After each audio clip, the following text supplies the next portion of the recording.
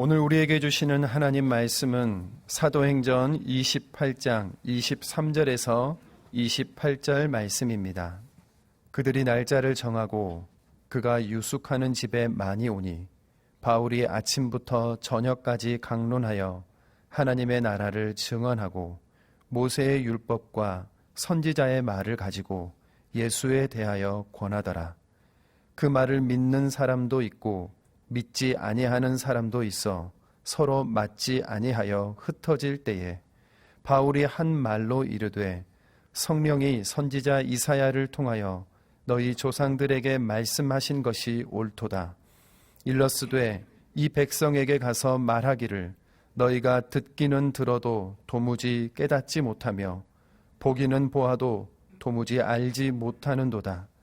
이 백성들의 마음이 우둔하여져서 그 귀로는 둔하게 듣고 그 눈은 감았으니 이는 눈으로 보고 귀로 듣고 마음으로 깨달아 돌아오면 내가 고쳐줄까 함이라 하였으니 그런즉 하나님의 이 구원이 이방인에게로 보내어진 줄 알라.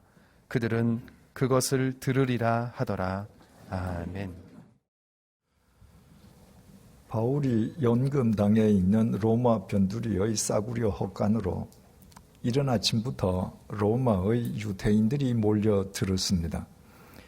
그들은 해가 저물기까지 하루 종일 복음에 대한 바울의 강론을 들었습니다. 해가 저물어 마침내 바울의 강론이 끝났을 때 하나님의 말씀인 복음을 믿는 사람도 있고 믿지 않는 사람도 있었습니다. 그리고 그들은 더 이상 서로 맞지 않았습니다. 이른 아침 바울의 싸구려 헛간에 몰려들 때만 해도 하나였던 로마의 유대인들이 바울이 전한 복음을 들은 뒤에는 믿는 사람들과 믿지 않는 사람들로 나뉘어져 서로 구별되고 만 것이었습니다. 믿음은 귀로 들은 하나님의 말씀을 삶으로도 듣기 위해 스스로 주인 행세하려는 자신을 쳐서 복종시키기까지 자기를 부인하는 것이라고 했습니다. 그와 같이 살아가는 믿음의 그리스도인은 하나님의 말씀을 귀로 듣고 흘려버리거나 아예 들으려 하지도 않는 세상 사람들과는 구별될 수밖에 없습니다. 그 구별은 세상 사람들과 어울리기를 열망하는 내가 세상 사람들로부터 외면당하는 소외가 아니라 내가 얼마든지 세상 사람들과 어울릴 수 있지만 하나님의 말씀을 삶으로도 듣기 위해 내 자신을 자발적으로 격리하는 거룩이라고 했습니다. 그리고 주님께서는 그리스도인의 그 거룩을 통로로 삼아 이 세상을 새롭게 소생시키신다고 했습니다. 오늘의 본문 25절에서 28절은 그 이후의 상황을 우리에게 전해줍니다. 서로 맞지 아니하여 흩어질 때에 바울이 한 말로 이르되 성령이 선지자 이사야를 통하여 너희 조상들에게 말씀하신 것이 옳도다.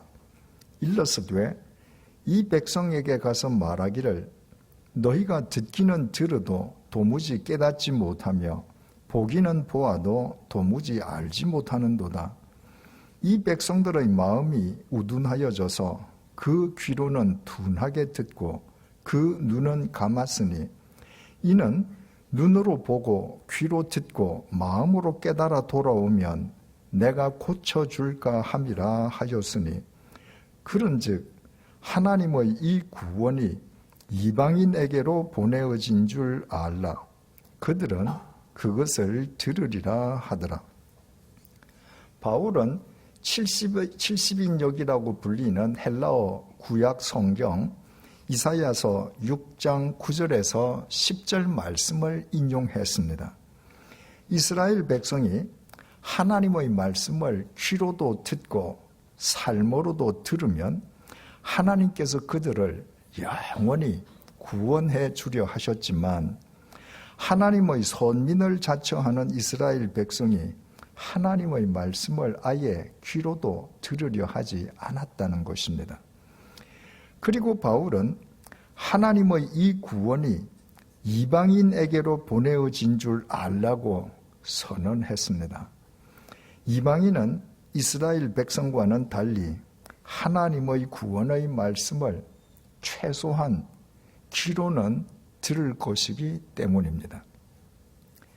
로마 변두리의 싸구려 헛간에서 바울이 전한 복음을 듣고 믿는 사람들과 믿지 않는 사람들의 수가 얼추 비슷했다면 바울이 자신의 강론을 이런 내용으로 마무리하지는 않았을 것입니다. 바울이 이스라엘 백성이 하나님의 말씀을 아예 들으려 하지도 않는다는 이사야의 증언을 인용하면서 하나님의 구원이 이방인에게로 보내어졌다고 선언하는 것으로 자신의 강론을 마무리한 것은 그의 강론을 들은 유대인들 가운데 믿지 않는 사람들이 믿는 사람들보다 압도적으로 더 많았음을 뜻합니다. 중요한 사실은 이것이 총 28장으로 구성되어 있는 사도행전의 결론이라는 사실입니다. 다시 말해 사도행전을 기록한 누가는 유대인들의 거부로 하나님의 구원이 이방인으로 향하게 되었다는 바울의 선언으로 지금 사도행전의 막을 내리고 있습니다. 바울은 예전에도 이방인의 구원을 선언한 적이 있었습니다. 1차 전도 여행을 시작한 바울이 비시디아 안티옥을 찾아갔을 때의 일입니다. 안식일을 맞은 바울이 유대인 회당에서 복음을 전하자 그곳에 모여있던 사람들은 평생 처음 들어보는 복음 내용에 깜짝 놀랐습니다. 그들은 바울에게 다음 안식일에도 복음을 전해줄 것을 요청했습니다. 바울에 대한 입소문은 삽시간에 온 도시로 퍼져 나갔고 다음 안식일이 되자 바울의 설교를 듣기 위해서 거대한 인파가 유대인 회당으로 몰려왔습니다. 그 광경을 목격한 그곳의 유대교 지도자들은 질투심에 사로잡혀버리고 말았습니다. 그동안 단 한 번도 운집해 본 적이 없는 대인파가 뜨내기 바울의 설교를 듣기 위해 몰려들었다는 것 자체가 자존심 상하는 일이었습니다. 그들은 바울이 회당에서 더 이상 복음을 전할 수 없도록 거칠고 험한 언행으로 바울을 배척해 버렸습니다. 그 당시의 상황을 누가는 다음과 같이 기록했습니다. 사도행전 13장 45절에서 48절입니다. 유대인들이 그 무리를 보고 시기가 가득하여 바울이 말한 것을 반박하고 비방하거늘 바울과 바나바가 담대히 말하여 이르되 하나님의 말씀을 마땅히 먼저 너희에게 전할 것이로되 너희가 그것을 버리고 영생을 얻기에 합당하지 않은 자로 자처하기로 우리가 이방인에게로 향하노라. 주께서 이같이 우리에게 명하시되 내가 너를 이방의 빛으로 삼아 너로 땅끝까지 구원하게 하리라 하셨느니라 하니 이방인들이 듣고 기뻐하여 하나님의 말씀을 찬송하며 영생을 주시기로 작정된 자는 다 믿더라. 바울은 자신을 배척하는 유대인 회당에 연연해하지 않았습니다. 그는 내가 너를 이방의 빛으로 삼아 너로 땅끝까지 구원하게 하리라는 이사야서 49장 6절 말씀을 인용하면서 비시디아 안티옥의 이방인들에게 복음을 전했고 그곳의 많은 이방인들이 하나님의 구원을 얻었습니다. 2차 전도 여행 때도 마찬가지였습니다. 유럽 대륙으로 진출하여 고린도를 찾은 바울은 그곳에서도 유대인 회당에서 복음을 전했습니다. 사도행전 18장 4절에서 6절의 증언입니다.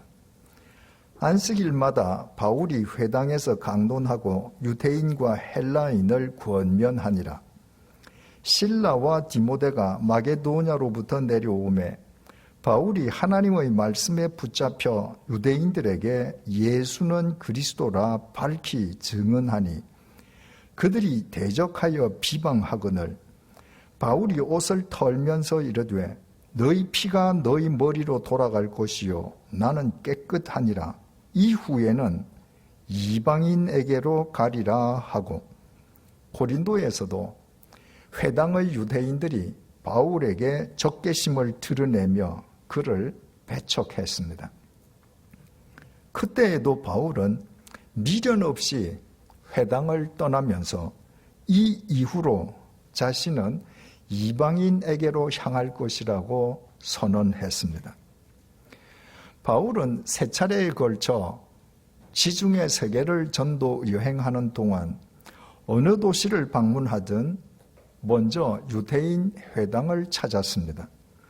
유대인만 하나님의 구원을 받을 자격이 있다고 생각했기 때문이 아니라 회당을 복음 전도의 거점으로 삼기 위함이었습니다. 따라서 어느 도시에서든 유대인 회당을 먼저 찾은 바울에게 유대인은 복음 전도의 우선 대상이었을 뿐 유일한 대상이 아니었습니다. 오히려 유대인들의 지속적인 복음 배척은 바울의 전도가 이방인에게로 향하고 확장되게 하는 촉매제가 되었습니다. 그 결과 지구 반대편에서 살고 있는 우리들에게까지 하나님의 구원의 은혜가 임하게 되었습니다. 생각하면 생각할수록 하나님의 신비로운 섭리가 아닐 수 없습니다. 그러나 누가가 오늘과 같은 본문의 내용으로 사도행전의 막을 내리는 까닭이 우리가 이미 잘 알고 있는 하나님의 그 신비로운 섭리를 증언하기 위함만은 아니었습니다. 거기에는 또 하나의 중요한 까닭이 있었습니다.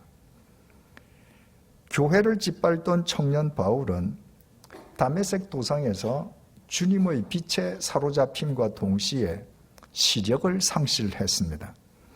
주님께서는 바울이 시력을 회복할 수 있게끔 다메섹의 아나니아에게 바울을 찾아가서 안수해 줄 것을 명령하셨습니다.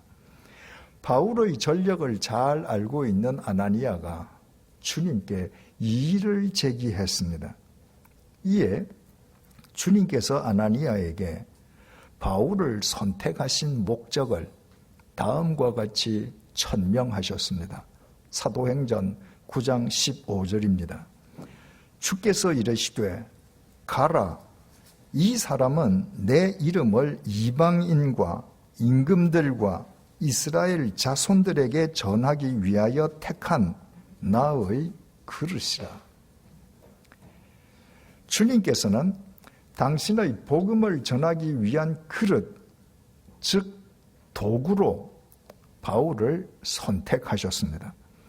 그리고 주님께서 바울의 전도 대상으로 특정하여 주신 이방인과 임금들과 이스라엘 자손들은 남녀노소, 빈부, 귀천을 막론하고 이 세상 모든 사람들을 의미합니다. 중요한 사실은 그 첫 번째 대상이 이방인이었다는 것입니다. 당시 선민의식에 젖어 있던 유대인들은 이방인을 사람으로 취급하지 않았습니다. 유대인의 관습상 이방인과 접촉하는 것조차 금기 사항이었습니다. 그런 상황 속에서 바울이 이방인을 전도의 제1대상으로 삼는 것은 자신의 목숨을 걸어야 하는 일이었습니다. 그렇지만 바울은 주님의 명령에 순종해서 이방인 전도에 자신의 생명을 걸었습니다. 주님께서 바울에게 특별히 그렇게 명령하신 사연이 있었습니다. 인간의 죄값을 대신 치러주시기 위한 제물로 십자가에 못 박혀 돌아가신 주님께서는 사흘째 되는 날 죽음을 깨트리고 다시 살아나셨습니다. 그리고 제자들과 40일 동안 함께 지내신 뒤에 하늘로 승천하시면서 제자들에게 최후의 명령을 내려주셨습니다. 이른바 지상 최후의 명령입니다. 사도행전 1장 8절입니다. 오직 성령이 너희에게 임하시면 너희가 권능을 받고 예루살렘과 온 유대와 사마리아와 땅끝까지 이르러 내 증인이 되리라 하시니라. 주님께서 말씀하신 증인, 즉 마르튀스는 자신의 증언에 대해 자기 생명을 거는 사람입니다. 그러나 요즘의 증인은 자신의 이해관계에 따라 법정에서 거짓 증언마저 불사합니다. 법정에서조차 증인의 증언을 100% 신뢰할 수 없다는 말입니다. 그래서 본래의 의미를 오래전에 상실해버린 우리말 증인 대신에 사도행전이 끝나기까지 성경 원문에 기록되어 있는 원어 마르튀스를 그대로 사용하기로 했었습니다. 오늘도 그 단어를 그대로 사용하겠습니다. 주님께서 지상 최후의 명령에서 언급하신 예루살렘과 유대, 사마리아 그리고 땅끝은 공간이 아니라 그곳의 사람들을 의미합니다.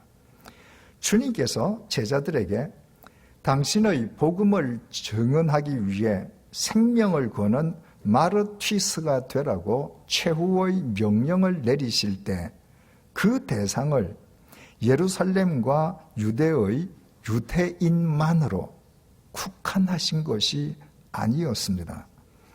주님께서는 제자들에게 마르튀스의 대상을 유대인을 비롯해서 유대인이 인간으로 취급하지도 않는 사마리아인과 그 너머의 이방인까지 포함하도록 명령하셨습니다. 유대인과 사마리아인 그리고 이방인 역시 남녀노소 빈부 귀천을 막론하고 이 세상 모든 사람을 일컫습니다. 그들이 모두 다 하나님의 자녀들이기 때문입니다. 하지만 주님의 직계 제자들인 사도들은 주님의 이 최후의 명령을 제대로 이해하지도 실행하지도 못했습니다. 이미 사도행전 6장을 통해 우리가 익히 알고 있는 것처럼 사도들은 예루살렘과 유대의 벽, 다시 말해 유대인의 벽을 넘어서려 하지 않았습니다. 사도들은 교인들에 의해 선출된 집사들이 사마리아인과 이방인에게 복음을 전한 것을 확인하고서도 정작 자기 자신들이 사마리아를 넘어 땅끝의 이방인에게까지 주님의 마르튀스가 되어야 한다는 생각은 하지 못했습니다. 그들의 복음 증언은 단지 유대인에게만 국한되어 있었습니다. 그로 인해 주님께서 당신의 새로운 마르튀스로 선택하신 사람이 바로 바울이었습니다. 그리고 주님께서 바울에게 특정해 주신 복음 증언의 첫 번째 대상이 이방인이었습니다. 바울은 주님의 부르심을 받은 이후 주님의 명령에 따라 유대인들의 온갖 모함과 박해와 살해 위협, 그리고 투옥과 매맞음의 고난 속에서도 이방인을 위한 주님의 마르티스와 히페레테스로 살기 위해 자신의 생명을 걸었습니다. 그 결과 주님의 지상 최후의 명령인 땅끝까지 이르러 나의 마르티스가 되라는 사도행전 1장 8절 말씀이 사도 바울의 일생을 통해 비로소 지중해 세계의 땅끝마다에서 성취되고 완결되어 갔음을 사도행전을 기록한 누가가 사도행전의 마지막 장인 28장에서 오늘의 본문으로 증언한 것입니다. 바꾸어 말하면 사도행전을 기록한 누가는 바울이 주님의 부르심을 받은 이후에 땅끝까지 이르러 주님의 마르티스가 되라는 사도행전 1장 8절 말씀을 자신의 삶으로 성취하기 위해서 사도행전이 끝나기까지 일평생 그 말씀에 올인한 것을 강조하는 것으로 사도행전의 막을 내리고 있습니다. 이 말을 오해해서는 안 됩니다. 바울이 일평생 사도행전 1장 8절의 말씀에 올인했다고 해서 그가 하나님의 다른 말씀에는 경홀히 했다는 말이 결코 아닙니다. 성경에 기록되어 있는 하나님의 말씀은 상호 연관성이 없는 무의미한 말의 파편들이 아닙니다. 성경의 각 구절들은 서로 거미줄처럼 치밀하게 얽혀 있습니다. 어느 성경 구절이든 성경 전체를 들여다보는 안경인 동시에 성경 전체를 해석하는 열쇠입니다. 다시 말해 성경 전체의 정신과 의미가 각 구절을 통해 구체적인 모습으로 드러나고 있습니다. 그러므로 그리스도인이 성경의 한 구절을 자신의 삶으로 성취하기 위해 자기 생명을 거는 것은 실은 성경 말씀 전체에 자신의 생명을 거는 것과 똑같습니다. 바울은 땅끝까지 이르러 주님의 마르티스가 되라는 사도행전 1장 8절 말씀을 성취하기 위해 일평생 자신의 생명을 걸었습니다. 일평생 로고스이신 주님의 마르티스로 살기 위해 바울은 누구보다 주님의 말씀에 더 진력했습니다. 주님의 마르티스로 살기 위해 사람을 사랑해야 했고 주님의 마르티스로 살기 위해 불의와 맞서야 했고 주님의 마르티스로 살기 위해 온갖 고난과 시련을 감수해야 했고 주님의 마르티스로 살기 위해 한순간이라도 주님과 동행하지 않을 수 없었습니다. 그 결과 사도행전 1장 8절 말씀을 자신의 삶으로 성취하기 위해 일평생 올인한 바울의 삶을 통해 성경 66권에 기록되어 있는 하나님의 모든 말씀이 살아 역사하셨습니다. 그러므로 그리스도인에게 지금 자신의 생명을 건 한 말씀이 없다면 그 사람은 실은 일상생활 속에서 하나님과 무관하게 살고 있다고 단언해도 지나친 말일 수는 없습니다. 제 자신에 대해 말씀드리는 것을 양해해 주시기 바랍니다. 저를 통해 주님께서 이루신 일들을 증언하기 위해 드리는 말씀이므로 제 자신을 자랑하는 것으로 오해하지 마시기 바랍니다. 우리 나이로 36살에 주님의 부르심을 받은 저는 지난 30년 동안 세 교회를 목회했습니다. 세 번 모두 제 자신의 의지가 아니라 주님의 명령에 의해서였습니다. 첫 번째는 주님의 교회였습니다.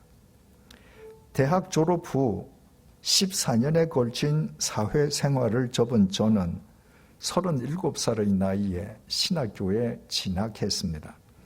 그리고 졸업반 때에 한국의 여성 문인들과 함께 성경 공부를 했습니다. 어느 날 한 여성 작가가 제게 교회 개척을 제안했습니다. 모 교회에서 나온 몇 가정이 저와 함께 교회를 개척하기 위한다는 것이었습니다. 저는 그 제안을 사양했습니다. 개척교회는 이 세상에 없던 교회가 생기는 것이므로 개척교회 목사는 누구보다 정결해야 한다고 생각했습니다. 저처럼 허랑방탕하게 살아온 사람은 상상조차 할 수 없는 일이었습니다. 제가 교회 개척 제안을 사양하자 그 여성 작가가 언급한 분들이 이번에는 제게 일주일에 한 번씩 성경 공부를 요청했습니다.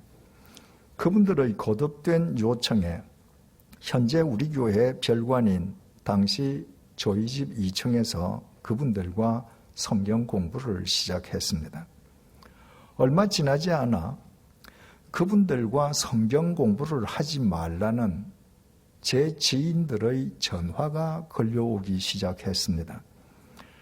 그분들이 다니던 교회는 당시 서울 시내에서 가장 빠른 속도로 부흥하는 교회였으므로 적잖은 제 지인들도 그 교회에 출석하고 있었습니다. 그 지인들이 그분들과 성경 공부를 하지 않는 것이 좋겠다고 돌아가며 제게 전화를 해온 것입니다. 그때마다 저는 전화해 주셔서 고맙다는 인사말로 전화를 끊었습니다. 어느 날 그 교회를 다니는 제 친척 2명이 10분 간격으로 제게 전화를 했습니다. 두 사람의 전화 내용은 입을 맞춘 듯 동일한 요지였습니다. 그분들과 성경 공부하는 것이 목회자로 새로운 인생을 시작하는 제 앞길에 행여 오점을 남기게 되지 않을까 우려한다는 요지였습니다. 저는 10분 간격으로 걸려온 두 친척의 전화를 끊으면서 지인들과 친척들이 만류하는 그분들을 위해 교회를 개척해야 되겠다고 결심했습니다. 저는 교회를 목회하는 목사가 되기 위해 신학교에 간 것이 아니었습니다. 제게는 그럴 만한 자격이 없다고 생각했습니다. 저는 수렁에서 저를 건져주신 주님 안에서 예전과는 구별된 삶을 살기 위해서 늦은 나이에 신학교에 진학했습니다. 그래서 신학교의 기도탑에서 만약 제가 교회를 목회해야 한다면 다른 사람들이 꺼려하거나 외면하는 사람들을 위한 목회를 하게 해달라고 하나님께 기도하곤 했습니다. 10분 간격으로 걸려온 두 친척의 전화를 끊는 순간에 주님께서 그때의 그 기도가 생각나게 하시면서 제 마음을 사로잡으셨습니다. 그래서 함께 성경 공부하던 분들의 좌장에게 전화를 걸어 아직도 저와 교회를 개척하기 원하는지 물었습니다. 그분이 그렇다고 대답했고 제가 그러면 그렇게 하자고 말을 했습니다. 모든 사람이 그분들과 어울리지 말라고 말린다면 제가 그분들과 어울리는 목사가 되어야 하겠다고 결심한 것입니다. 그래서 시작된 교회가 주님의 교회입니다. 두 번째 목회지는 스위스의 제네바 한인교회였습니다. 제가 주님의 교회에서 10년 임기를 마칠 즈음 당시 일주일에 한 번씩 제네바 한인교회를 돌보던 베른 한인교회 목사님으로부터 편지를 받았습니다. 20년 동안 미자립 상태인 제네바 교회를 위해서 60%의 사례비로 가족은 서울에 두고 저 혼자 제네바로 와서 만 3년 동안 교인들을 섬겨달라는 요청이었습니다. 저는 그 요청을 거절했습니다. 얼마 후 제네바 한인교회의 교인 대표가 제게 다시 편지를 보냈습니다. 제네바에 오겠다는 목사가 있었지만 교회가 정말 가난한 것을 알고 오지 않으니 제발 저더러 와 달라는 내용이었습니다. 다른 목회자들이 가기 원하는 곳이라면 제가 가야 할 이유가 없지만 아무도 가려 하지 않는 곳의 요청이라면 그것은 곧 저를 향한 주님의 명령이었습니다. 그 주님의 명령에 순종하여 3년 동안 가족과 떨어져서 제네바 한인교회를 섬겼습니다. 저의 세 번째이자 마지막 목회지는 바로 이곳 100주년 기념교회입니다. 저는 우리 교회가 창립되기 20년 전부터 양화진 자락에서 살면서 대한민국 영토이자 한국 기독교의 성지인 양화진 외국인 선교사 묘원이 누구에 의해 어떻게 훼손되는지 저의 두 눈으로 똑똑히 목격했습니다.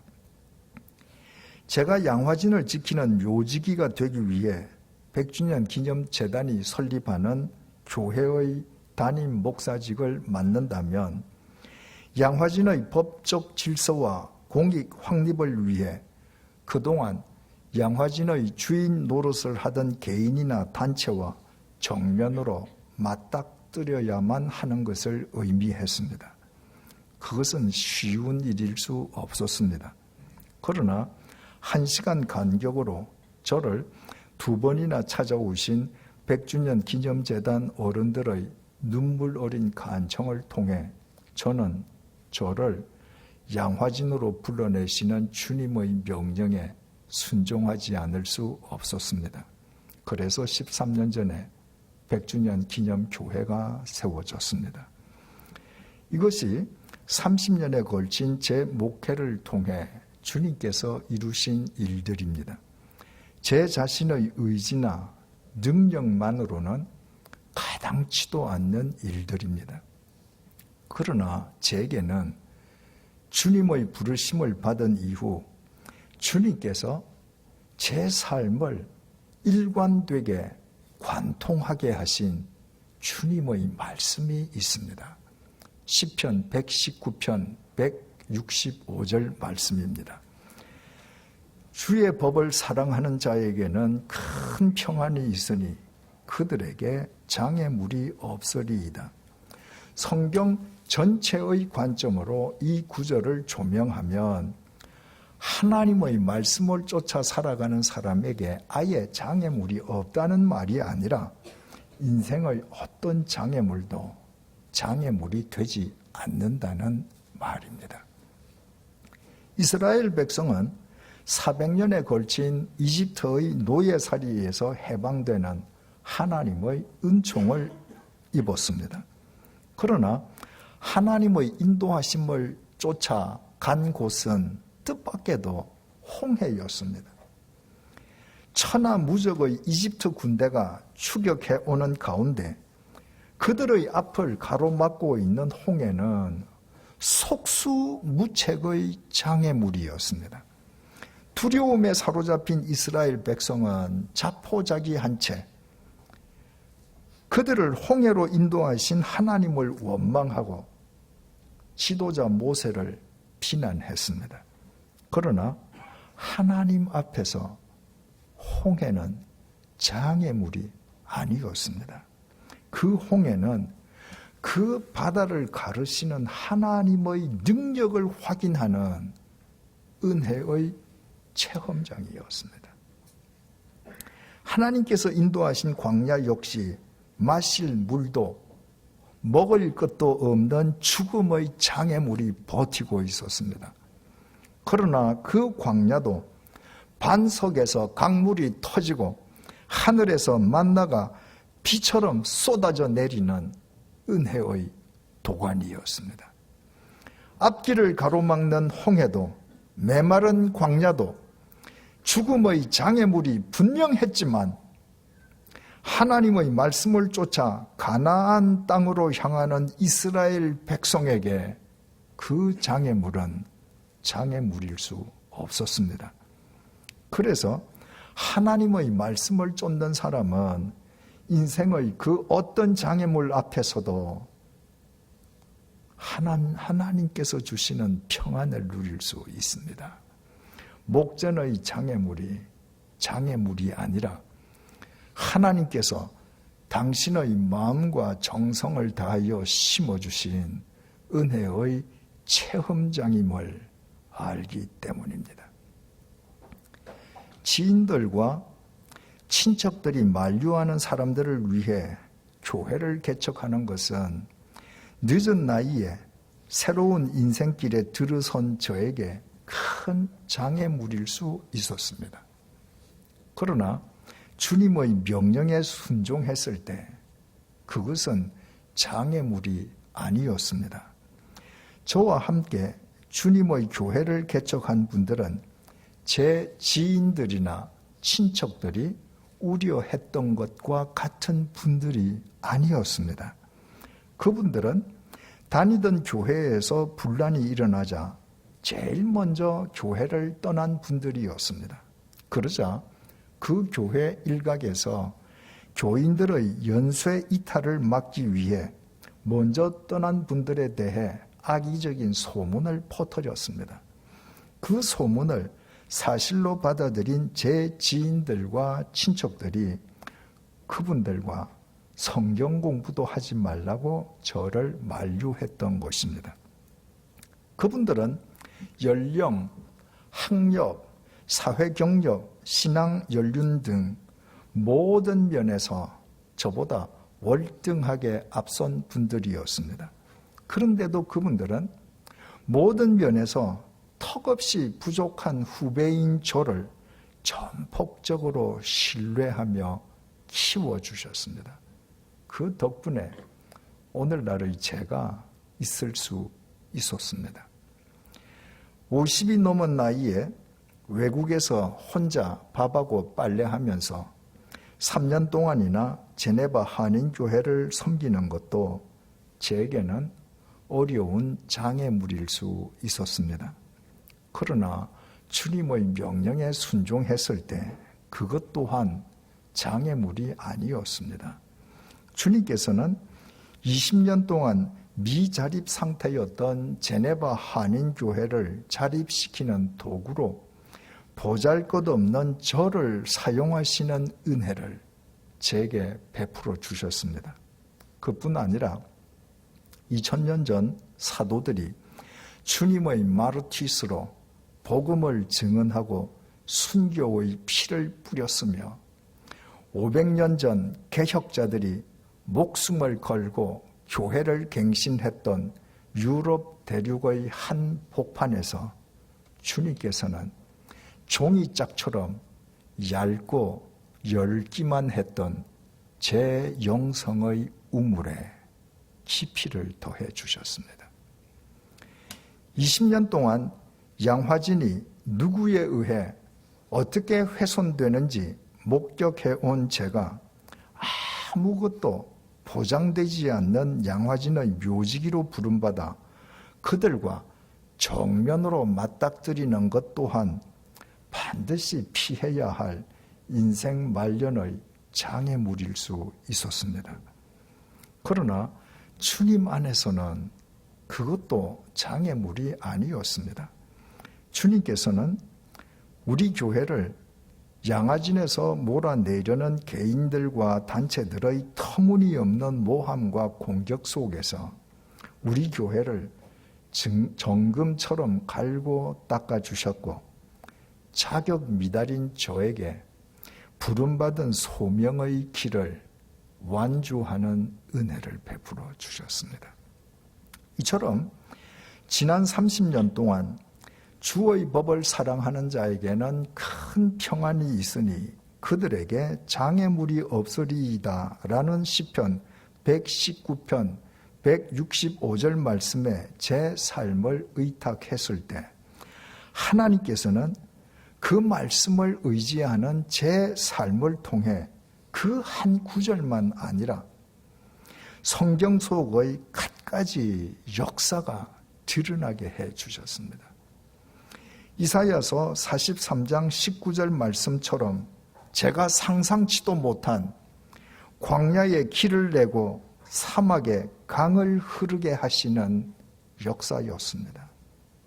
그래서 저는 2달 후 100주년 기념교회를 퇴임한 이후에도 시편 119편 165절 말씀에 제 인생 말년을 의탁하고 어떤 장애물이 도사리고 있어도 주님의 말씀을 쫓아 길 없는 길을 걸으며 주님 안에서 제 남은 여생을 마무리하려고 합니다.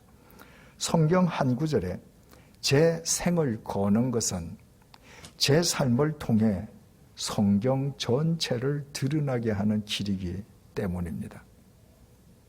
사도 바울은 땅끝까지 이르러 나의 마르티스가 되라는 사도행전 1장 8절 말씀에 일평생 자신의 생을 걸었습니다. 그 바울에게는 이 세상의 그 어떤 장애물도 장애물이 되지 않았습니다.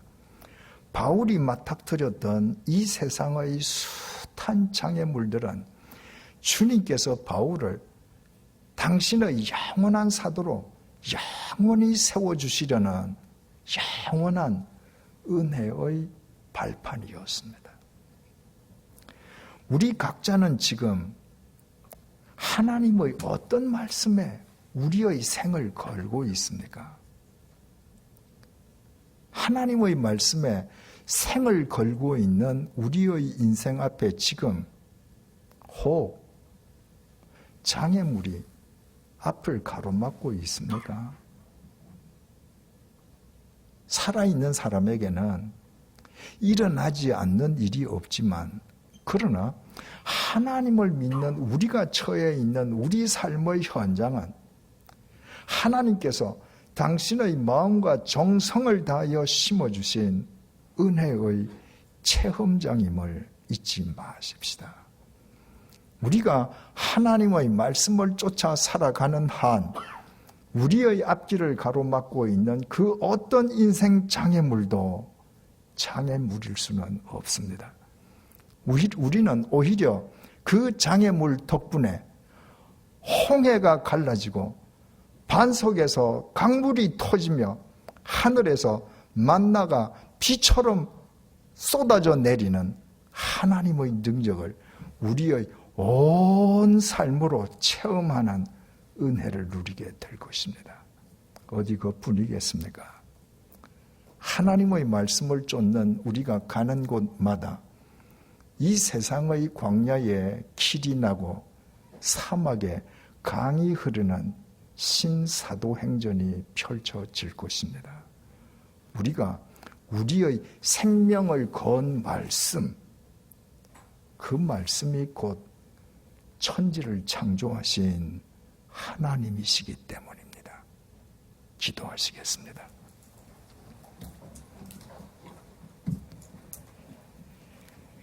이 시간에 우리 각자로 하여금 우리의 생명을 건 한 말씀이 있는지 우리 자신을 되돌아보게 해주셔서 감사합니다.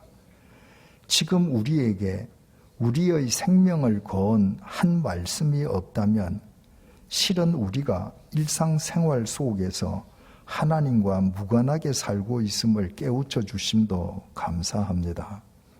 바울처럼 하나님께서 우리의 삶을 통해 성취하시려는 하나님의 한 말씀에 우리의 생을 걸게 해 주십시오. 그 말씀의 마르튀스로 살기 위해 날마다 성경 말씀에 더욱 진력하며 그 말씀의 마르튀스로 살기 위해 사람을 사랑하며 그 말씀의 마르튀스로 살기 위해 불의와 맞서며 그 말씀의 마르튀스로 살기 위한 온갖 고난과 시련도 피하지 말게 해주셔서 성경 66권에 기록되어 있는 하나님의 모든 말씀이 우리의 삶을 통해 육화되어 가게 해 주십시오.